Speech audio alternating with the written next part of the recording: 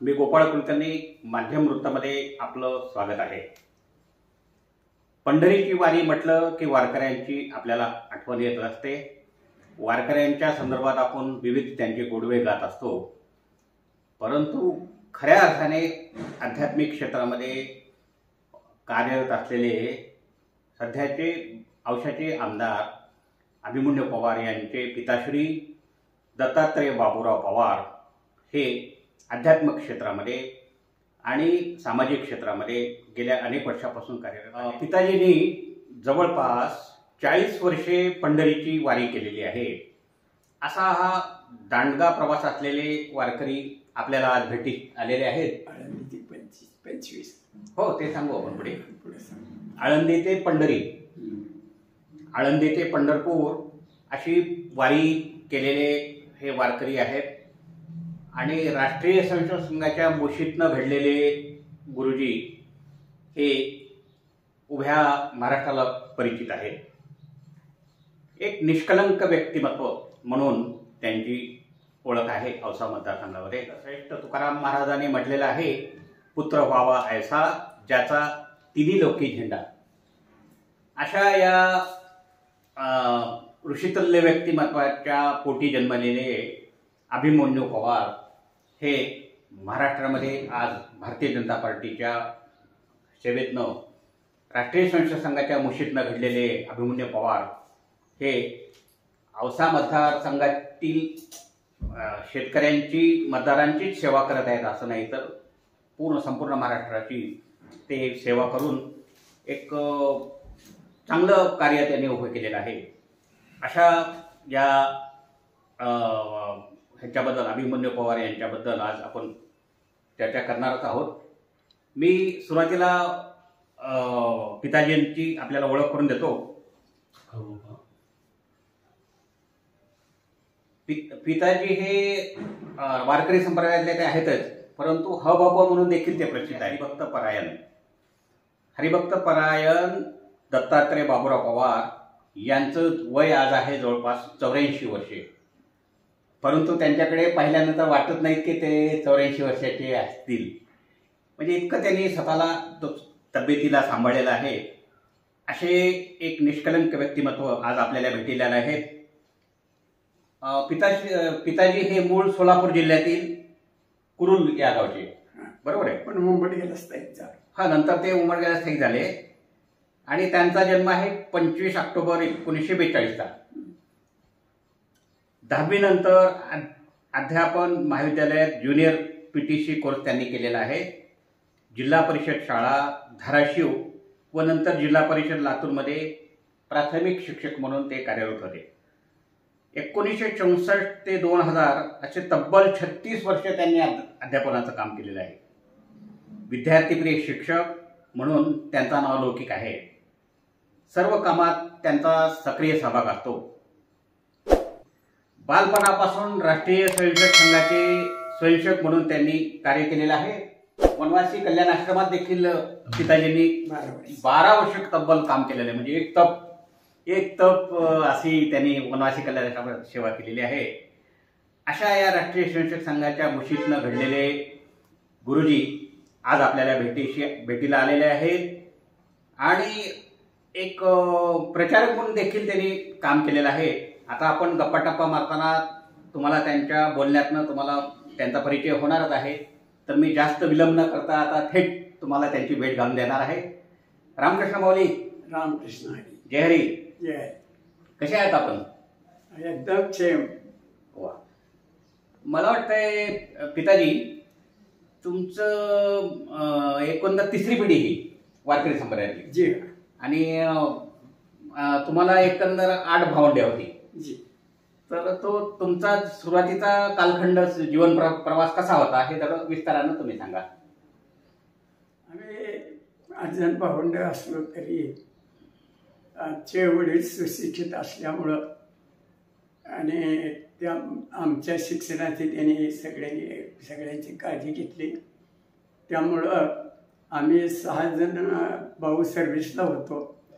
2 भावाला नंतर नोकरी मिळाली नाही, पण आम्ही सगळ्यांनी ठरवून मिळून विचार करून वडिलांची सगळी इस्टेट, जमीन जायदाद, घरदार त्या दोघाला देऊन टाकली.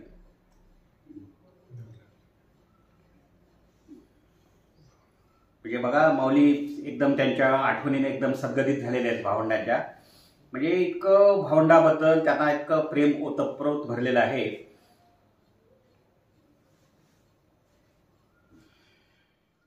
आमच्या घरानं वारकरी मूळ वारकरी संप्रदायाचं आहे. आणि माझी ही 5वी पिढी आणि आमदार साहेबाची आपणची 6वी पिढी आहे. आम्ही ते वारकरी संप्रदायाचे पाईक असल्यामुळं आम्ही सगळेच भाऊ भजन पूजन याच्यामध्ये आहेतच, होतो मी. पण माझे मोठे भाऊ रामायणकार होते प्रसिद्ध.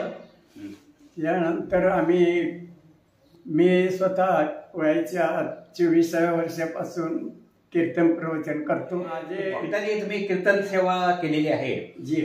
तर तुम्हाला आठवतं का कोणत्या ठिकाणी तुम्ही कीर्तन, म्हणजे वारकरी संप्रदायाचे कीर्तन करत होता तुम्ही का वारकरी नारदीय? अशी 2 परंपरा आहेत. बरोबर आहे.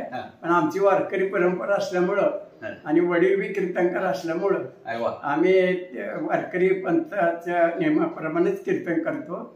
आणि त्या महाराष्ट्रामध्ये कोल्हापूर, सातारा पासून इकडं धुळे, जळगाव, नंदुरबार, नाशिक, नगर, पुणे इथपर्यंत माझी हजारावर कीर्तनं झाली, प्रवचनं झाली.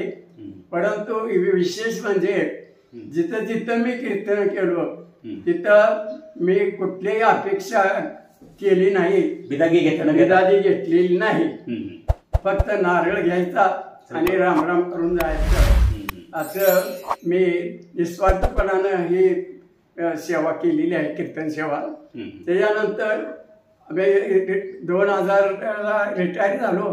पण 2003 मध्ये 17 मार्च 2003ला नाशिकला प्रांतात वनवासी कल्याण आश्रमाचं कार्यालय आहे, तिथं गेलो मी. ज्यावेळेला आमच्या घरातच संघ वडीलच स्वयंसेवक असल्यामुळं आम्ही लहानपणापासूनच बाल स्वयंसेवक, शिष्य स्वयंसेवक आहोत. त्यामुळं संघाचं हे जे विचारसरणी आहे, ते आचार विचार आहेत, ते आमच्यात बालकडूनच आमच्यात ते उतरलेलं आहे. लहानपणापासून आम्ही त्यात गुंतलेलो आहे, गुंगलेलो आहोत, रमलेलो आहोत. त्यामध्ये रामभाऊ बाळजी सोलापूर जिल्ह्यात त्या काळात प्रचारक होते. वडिलांची त्यांची बोलणं वगैरे व्हायचं, भेटीगाठी. मला काही ते आठवत नाही. परंतु आम्ही सगळेच बाबा संघाचे स्वयंसेवक. आणि मी स्वतः द्वितीय वर्षी शिक्षित आहे. माझे दुसरे 2 भाऊ द्वितीय वर्षी शिक्षित होते. आणि हीच परंपरा पुढे आमच्या मुलानं पण चालवलेली आहे, संघाशी संबंधित आहेत. त्या मी 2 वर्ष सेवेतून रजा घेऊन 1970-71 असे 2 वर्ष प्रचार म्हणून धाराशिव जिल्ह्यामध्ये उमरगा तालुका आणि कळंब तालुका हे 2 तालुके माझ्याकडे होते. त्यावेळेला संभाजीराव भिडे धाराशिवला प्रचारक होते. आणि त्यांच्याबरोबरच मी प्रचारक म्हणून निघालो. आणि इकडे लातूरला बाळासाहेब दीक्षित होते. बाळासाहेब दीक्षित बद्दल तर तुमचं तब्बल 10-12 वर्ष सहवास लागलेला आहे. 12 वर्ष इथं तर लागला. पण ज्या वेळेला बाळासाहेब वनवासी कल्याण आश्रमाचे महाराष्ट्राचे प्रमुख झाले, त्यानंतर मी त्यांच्याशी जोडलो गेलो. आणि पुन्हा 12 वर्ष अजून बाळासाहेबांचा आमचा संबंध. पण मी गेल्यानंतर त्या आमच्या पत्नीनं पण बाळासाहेबांचा लहानपणापासूनच परिचय होता. कारण आमची सासरवाडी उंबडगा आहे. आणि ते माझा मेवना 33 वर्षी शिक्षित संघाचे शिक्षित होते. त्यांचं नाव काय? त्यांचं नाव ते वारलेत आता. शिशिराव कोळपे म्हणून माझे मेवणे होते. आणि ते उंबडगा सगळा त्या काळात औसा तालुका अग्रेसर होता शाखाच्या बाबतीत, शाखामध्ये, संघामध्ये. आणि तरी तिथं अजून अद्यापही पराव कुलकर्णी आहेत. त्यांचा आमचा अजूनही परिचय आहे, संबंध आहे, जवळीक संबंध आहे ते.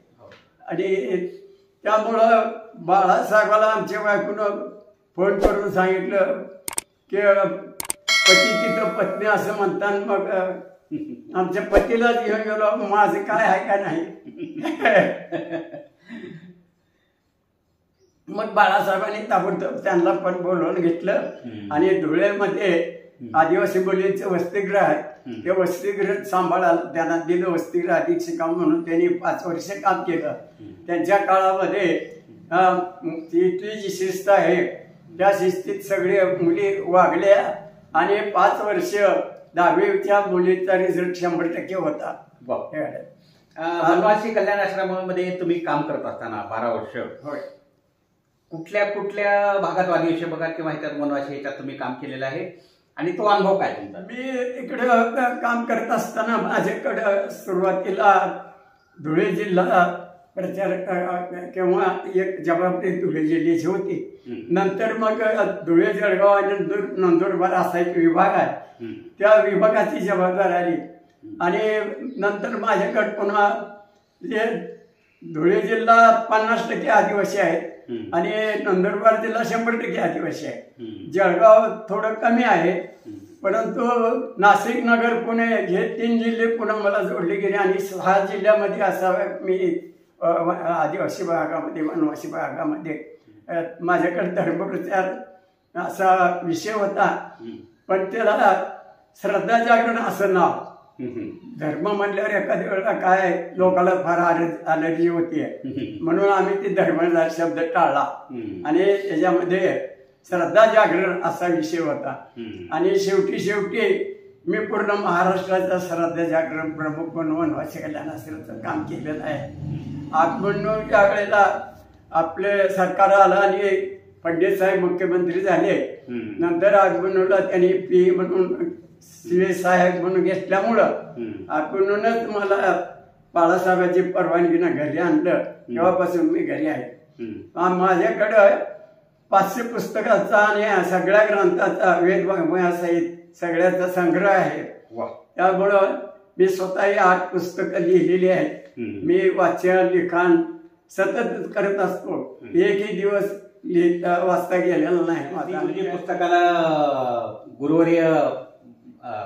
गुरुबाबा यांनी प्रस्तावना देखील दिलेली आहे. आणि अंककोश म्हणून जे दुसरा अंककोश म्हणून जो आहे तो मी नाशिकलाच पूर्ण केला. आणि नाशिकला पूर्ण करत असताना त्यांना एक प्रस्तावना हरिभक्त परायण सद्गुरू बोधले महाराज यांची आहे. त्यांचे आमचे पण संबंध चांगले आहेत. जेवढे काही पंढरपूरचे मठ आहेत वारकरी संप्रदायाचे आणि तिथे जे प्रमुख आहेत ते सगळ्याशी माझा जवळ संबंध आहे. असे मी निष्काम निरपेक्षपणाने सेवा केली. आता सेवा केली निरपेक्ष म्हणून नाही, तसं आपण मी म्हणून नाही, परंतु नाही केली, खऱ्या अर्थाने केली तुम्ही. मला आधी करायचं म्हणून आज पांडुरंगानं मला सर्व सुखी ठेवलंय आणि वृद्धाप काळामध्ये माझं जीवन आनंदमय आहे. सुखी आणि समृद्धी आणि यशस्वी जीवन तुम्ही जगत आहात.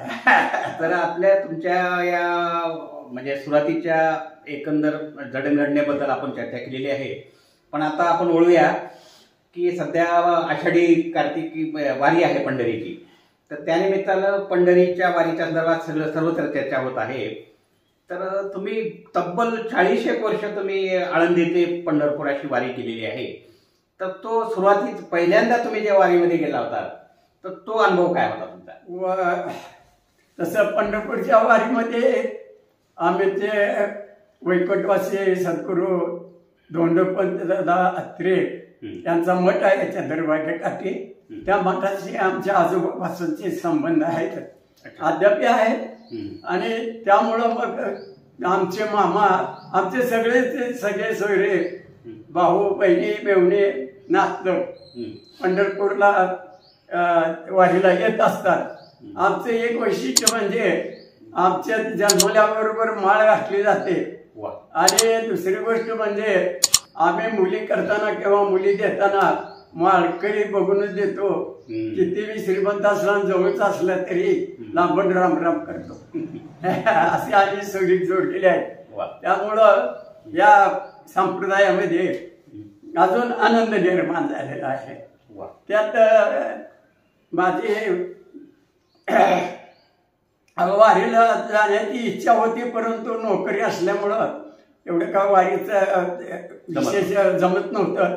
पण नंतर मात्र बऱ्याच गावाला मी ज्ञानेश्वरी देऊन पारायणे चालू केली. हरिपाठ देऊन मुलं शाळा सुटल्यानंतर दप्तर टाकून निघून जातात आणि त्यांना जो वेळ आहे मधला शाळा सुटल्यानंतर थोडा वेळ आणि नंतर सूर्यास्तापर्यंत समजा किंवा दिवे लागेपर्यंत त्यावेळेत गावोगाव हरिपाठ बऱ्याच ठिकाणी मी चालू केले.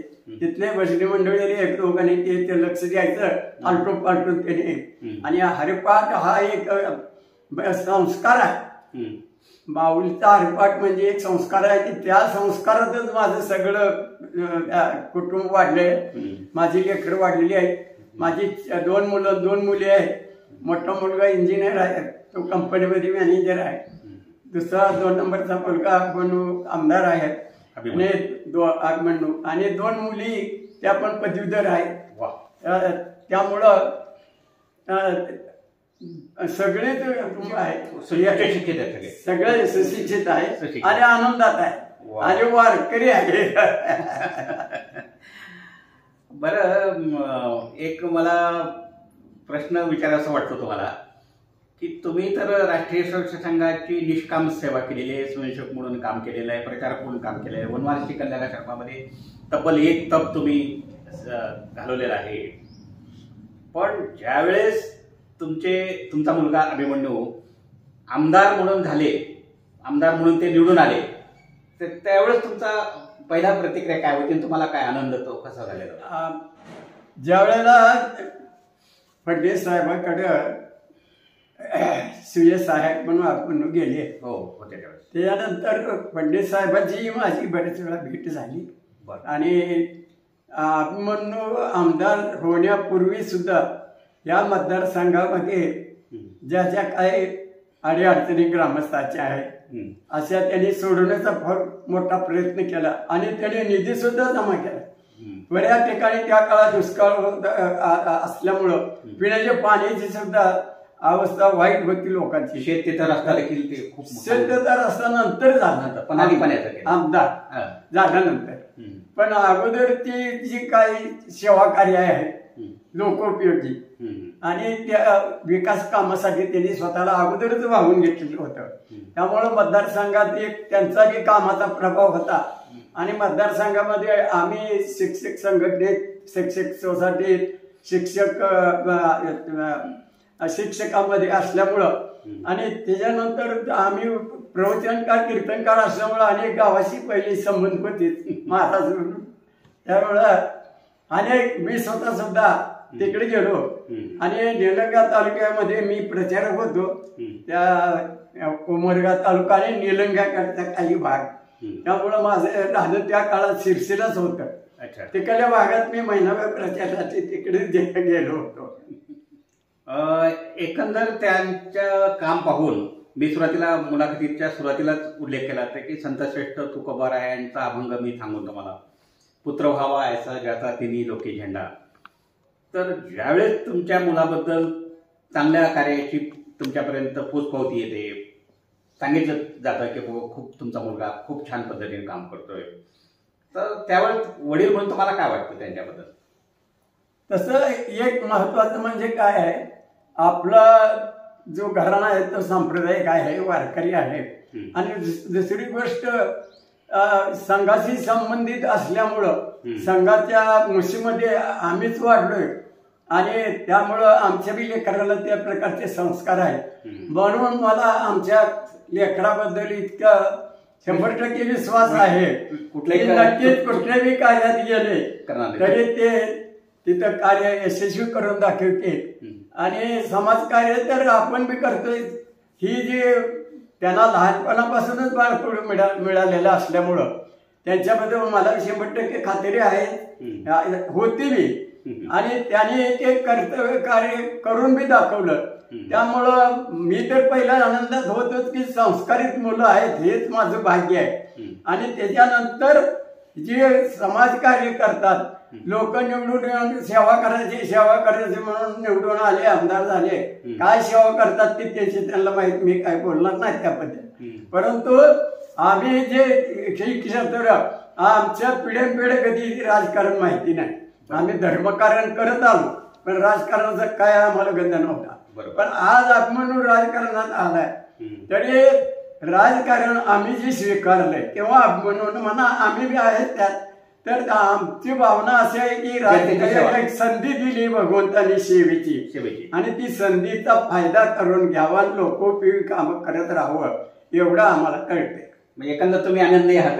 याचा आम्ही पहिलाच आनंद आहे त्यात. तर हे आता दुधात साखर झाली, आनंदात आनंद, आनंदी आनंदकडे, इकडे तिकडे इकडे, आनंदाचे डोही आनंद तरंग, आनंदाची अंग आनंदाचे. पिताजी हे आध्यात्मिक क्षेत्रात तर आहेतच, प्रवचन देखील केलेली आहे त्यांनी, अनेक ठिकाणी कीर्तन पण केलेली आहेत. तर कीर्तन ह्या प्रकारामध्ये 2 प्रकार आहेत, एक नारदी कीर्तन, एक वारकरी संप्रदायाचे कीर्तन. तर पिताजी हे वारकरी संप्रदायाचे कीर्तन करत असताना ते आपल्या मातृभूमीबद्दल, देशसेवेबद्दल एक वेगळ्या पद्धतीने कीर्तन करून जनतेला आवाहन करायचे. तर ते कीर्तनातील 1-2 काही प्रसंग किंवा आठवतात का तुम्ही, ते कसं म्हणून दाखवाल का ते कसं? म्हणजे कसं आहे, आम्ही जरी सांप्रदायिक पद्धतीने कीर्तन करत असलो आणि ती परंपराच आहे, त्यामुळं त्या परंपरेप्रमाणे कीर्तन करावं लागत असतं.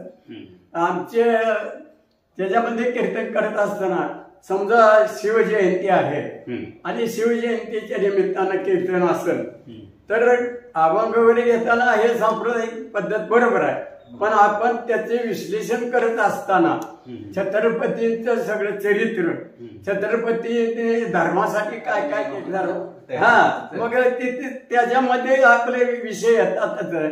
हे छत्रपतीने जे धर्म पाळा त्या धर्माचे जे रक्षण आहे हे धर्मरक्षणासाठी, धर्मरक्षिती रक्षितः, धर्मरक्षिती रक्षितः, आणि त्या मग धर्माच्या बाबतीत ते सांगणं आणि छत्रपतीचे चरित्र सांगणं असं हे आम्ही घेतच असतो. धर्म रक्षावया अवतार घेशी आपल्या पाळीशी भक्ताच्या ना. आणि त्याच्यानंतर रामनवमी आहे, हनुमान जयंती आहे, श्रीकृष्ण अष्टमी जन्म आहे. अशा वेळेला ज्यावेळेला आपण कीर्तन करतो त्यावेळेला धर्माचाच विषय असतो. अवतार घेशी आपल्या पाळीशी, धर्माची माहिती, धर्म म्हणजे काय, प्रत्येकाला धर्माच्या अशी व्याख्या जर करायचं झालं तर ते धारयती धर्म हा, धारयती धर्म हा, धारण करतो, समाजाची धारणा करतो, त्याला धर्म म्हणायचं. पण ह्याच्यामध्ये मग शेजार धर्म, अमुक धर्म, तमुक धर्म, असे अनेक धर्म आहेत, मानव धर्म. आणि शेवटी आमचा जो उद्देश आहे किंवा संतांनी सांगितलेलं आम्हाला असे विचार आहेत, त्याच्यामध्ये माणसानं माणसाशी माणसाप्रमाणे वागावं, ह्या खरा श्रेष्ठ धर्म आहे. आणि आम्ही तेच सांगत आणि आचरणात करत आलेलो आहोत. पिताजी, तुम्ही ज्यावेळेस वारी सुरू केली, जवळपास 40 वर्ष तुम्ही वारीला जात होता, आळंदी ते पंढरपूर, त्यावेळेस एवढ्या सोयी सुविधा नसायच्या. म्हणजे आता जे कटो ज्या काय पावलं पावले तुम्हाला नाश्ता मिळतो, चहा मिळतो, जेवायला मिळतं, पुन्हा ऊन पाऊस लागणे म्हणून छत्र्या मिळतात, अनेक सोयी असतात तिथे. पण तो प्रसंग आजच्या वारीचा प्रसंग तुम्हाला आठवतो का? कसं आहे, ज्या वेळेला वारीला जातो वारकरी त्यावेळेला त्याची जी भावना फक्त आपण वारीला जातोय आणि पायी वारीनं आपल्या सोबत नामबा तुकाराम आहेत त्यांच्याबरोबर आपण येत असताना जी आपल्याला फक्त ध्येय गाठायचं आहे हा पंढरपूर आपलं ते माहेर साजणी म्हणून त्या माहेराला आपण ओढीने जातोय, कारण तिथं आपले आई बाप वाट पाहत बसलेले आहेत. त्यांच्या ओढीनं आपण जात असतो. दुसरा काय उद्देश नाही, मागणं नाही, काय नाही. काही न मागे कोणाशी तोची आवडी देवाशी, हे निस्वार्थपणानं करणारी भक्ती आहे. आणि इथं कसं आहे वारीमध्ये, यारे अरे लहान तोर याते बोलते नारे नर, करावा विचार नरगे चिंता कोणाशी. वारीत तुम्ही म्हणता त्याप्रमाणे पूर्वी काही व्यवस्था नव्हती, परंतु आमचे त्याच्या वारीमध्ये 2 भाग असतात. एक टाळ घेऊन भजन करत जाणारे लोक आणि एक मोकळी चालणारे लोक असतात काही. तर त्याच्यामध्ये जे मोकळी चालणारे लोक असतात ते कुणी वाटप करते, चहा पाजते, त्याला ते जातात. पण आम्ही जे टाळ घेऊन लाईनीला उभा राहिलेलो, ओळीला उभा राहिला असतो भजन करी, ते भजन करी. आम्हाला कुठेही जाता येत नसतं, सोडत नाही आम्ही ते लाईन ओळ सोडत ना, आम्ही ओळ सोडून बाहेर राहायचं जात नाही. काय तिकडे सोनं वाटत आम्ही काय नाही, आमचं भजन चालू, आमची वाटचाल चालू. मी पहिल्या वर्षी गेलो त्यावेळेला मला एक माझ्या स्वतःलाच वाटलं की आपण पायी चप्पल सुद्धा घालायची नाही. मी पहिल्या वर्षी बिगड चपलीचे गेलो आणि आलो. काय त्रास होतच होता, परंतु कसं असते थांबे असतात, थांबत थांबत जाते, त्यामुळं तेवढं काय आहे. म्हणजे कसं आहे, वारीत व्यवस्था नसते, परंतु वारी अवस्था असते. म्हणून ज्या त्या अवस्थेमध्ये माणसाला व्यवस्थेचं भान सुद्धा राहत नाही. म्हणजे कुठे झोपला काय नाही, रात्र नुसते छत्री खाली पावसात घालून असं हाल होतात. पण हाल काय वाटत नाही त्या माऊलीच्या पुढे सगळं. आणि आता तर काय कमीच नसते. आता जागोजागी तुम्हाला मालिश करणारे लोक भेटायले. आणि दुसरं विषय म्हणजे काय, जे फडकारीच्या दिंड्या जातात ना, त्यांनी स्वतःच्या अन्न पाण्याची व्यवस्था केलेली असते. ट्रकभर आमचे एक दोन्हीकडे पालख्या असतात, दिंड्या असतात, आणि दोन्हीकडे ट्रक भरून माल असतो. जिथं मुक्कामाला जातात ते सगळं माल त्या वारकरी महिला स्वयंपाक तयार करतात. आणि थोडे तंबू असतात, तंबू सगळ्याला पुरत नाही, हाल होतात. परंतु आमच्या खाण्याची व्यवस्था असते. आम्ही खायला सुद्धा, जे टाळकरी आहेत, भजनकरी आहेत, आम्ही खायला सुद्धा कुठे जात नाही. जे मोकळे असतात ते जातात, खातात, पेतात, काय नाही. पण आम्ही गात जागा प्रेम मागा विठ्ठला, हे एकच भावनेनं आम्ही चाललेलं असतं. वा पिताजी, वास्तविक पाहता तुमच्या ह्या गप्पा टप्पा थांबू नये असंच आम्हाला वाटत होतं, परंतु काल मर्यादा असल्यामुळे तुमची क्षमा मागून मी इथं थांबत आहे. पण मुलाखतीच्या शेवटच्या भागाकडे जात असताना तुम्ही समस्त वारकरी, म्हणजे सध्याचे वारीला जाणारे, पायी जाणाऱ्या लोकांना किंवा एकंदर सगळ्या समाजाला काय आवाहन करणार या निमित्तानं? एक तर काय आहे, आता अलीकडं संख्या वाढलेली आहे आणि त्या मनानं सुखसोयी पण वाढलेल्या आहेत. आम्हाला आंघोळीला पाणी त्या काळात मिळत होतं, आता टँकर एवढे आहेत टँकरला जा आंघोळ करायला असं झालं. परंतु आमचं म्हणणं काय आहे की यात्रा आहे ठीक आहे, पण यात्रेत जात असताना सुद्धा तुम्ही कसे आहे काय त्याचं वैयक्तिक आम्ही काही विचार करत नाही, पण तुम्ही स्वतःच विचार करायला पाहिजे की आपण वारीत चाललोय, एक पवित्र ठिकाणी चाललोय. सगळं भोवताली वातावरणही पवित्र असतं, त्याच्यामध्ये आपण कुठल्याही प्रकारची घाण करू नये, कुठल्याही प्रकारचं व्यसन करू नये. आणि जास्तीत जास्त ज्या वाटेत जात असताना का घाण न करणं आणि स्वच्छता राखणं, त्याप्रमाणे सगळ्याला सांभाळून घेणं, सांभाळून चालणं असं एक. आणि त्याचबरोबर अलीकडे तर आता काही दिंड्या आम्ही प्रयोग केले होते, जिथं मुक्काम आहे तिथं झाडं लावायची असं आम्ही प्रयोग केले ना. आम्ही आमचं अपेक्षा आहे की वृक्षतोड, मी ज्या जंगल भागात राहिलो तर महिन्याला जंगल कमी झालेलं दिसत होतं, झाडं तोडत होती लोक आणि चोऱ्या करून मी तोडायचे, बहुत राखणदार आहे. पण ते वृक्षवल्ली आम्हा सोयरे वंचेरे म्हणले तुकाराम महाराजांनी. म्हणून वृक्ष तोडू नका, जोपासना करा, लावा. आणि त्यात पुन्हा औषधी वनस्पती आम्ही लावण्याचे प्रयोग आदिवासी भागात केले. वा. आणि बारीक पाडावून आम्ही दत्त घेतलेलं गाव. कोणते कोणते लावले ते तिथं त्या औषधी वनस्पती आता त्याची काय भरपूर आहेत, पण तिथं जवळजवळ त्या बारीक पाड्याच्या डोंगरामध्ये 350 औषधी वनस्पती आहेत आता सध्या आहेत. आणि एक परदेशी आपलाच माणूस परदेशात राहत होता शिक्षणाला घेता, तो आपल्या धुळे जिल्ह्यात बारीपाड्याला आला आणि बारीपाड्याला येऊन त्यानं त्या वनस्पतीवर संशोधन करून PhD केली. अरे वा. आणि तिथे चैत्राम पवार नावाचा एक ग्रॅज्युएट झालेला पदवीधर, पण त्याने नोकरी केली नाही. आपल्या एका संबंधित डॉक्टराच्या सहवासात आणि ते बी डॉक्टर पाठक म्हणून होते, आहेत आता संभाजीनगरला.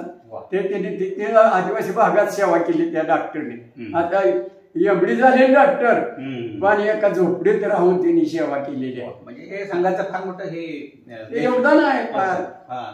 आणि संघाने असे अनेक आणि संघाचं आता एकही क्षेत्र राहिलं नाही.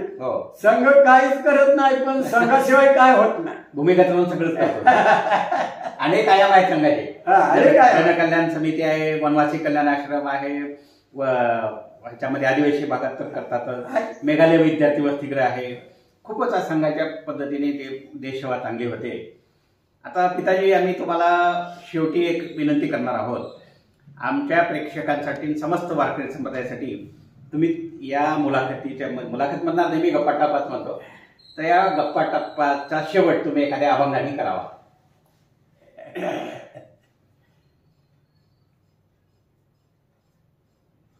कसं असतंय,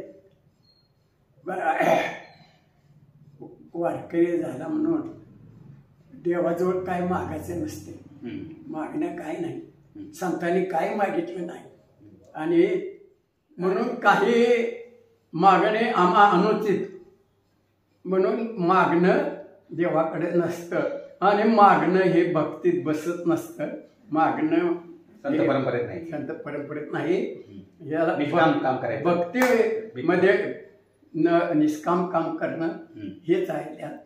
म्हणून महाराजांनी सुद्धा एवढं आपलं आयुष्य घालवलं आणि हाला बेस्ट सोसला. ज्ञानेश्वर माऊलीने पण त्यांनी कुठेही लोकांनी मला त्रास दिला म्हणून एक शब्दही कुठं वापरला नाही. उलट जे खळाची व्यंकटी सांगत या सत्कर्मी ते वाढव, म्हणजे भोता परत वाढव, मैत्री जीवायचं. म्हणून महाराजाला सुद्धा देव मागा म्हणले, पण काय नको म्हणले, मला दान नको ना काय नको. हेची दान देवा तुझा विसर न व्हावा, गुण गायेन आवडी हेची माझी सर्व जोडी. नलगे मुक्ती धन संपदा संत संग देई सदा. तुका म्हणे गर्भवासी सुखी घालावे आम्हासी. रामकृष्ण एक निवृत्त शिक्षक, साहित्यिक, कीर्तनकार, प्रवचनकार, समाजसेवक, वारकरी, मार्गदर्शक अशा एकाच वेळी विविध भूमिका वठवणारे पिताश्री दत्तात्रय बाबूराव पवार यांनी आपल्याशी गप्पाटप्पा मारल्या. याबद्दल माध्यम वृत्तसेवा या वृत्तसमूहातर्फे मी त्यांचं आभार मानतो आणि माऊलीच्या चरणी आणि ईश्वरचरणी प्रार्थना करतो की पिताश्रींना उदंड आयुष्य, दीर्घ आयुष्य लाभो, त्यांचं निरोगी आयुष्य त्यांना लाभो अशी प्रार्थना करतो. धन्यवाद मित्रांनो, हा व्हिडिओ तुम्हाला आवडल्यास माध्यम वृत्त या यूट्यूब चॅनलला लाईक, शेअर आणि सबस्क्राईब करा. हा व्हिडिओ आम्हाला तयार करण्यासाठी आमदार अभिमन्यू पवार यांचे मित्र नारायण सोळुंके यांनी मदत केलेली आहे. तसेच कॅमेरा म्हणून सुदर्शन वाघमारे यांनी सहकार्य केले. याबद्दल या दोघांची मी आभार मानतो. धन्यवाद. मी गोपाळ कुलकर्णी, माध्यम वृत्त सेवा. रामकृष्ण. रामकृष्ण.